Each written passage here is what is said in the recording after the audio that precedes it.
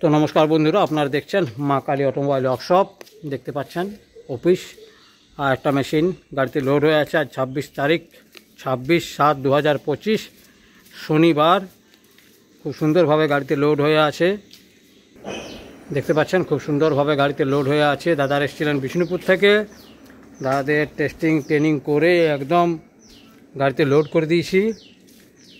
দেখবেন দাদাদের সঙ্গে একটু কথা বলে দিচ্ছি। এই দাদারা, কেমন লাগলো দাদা? নমস্কার।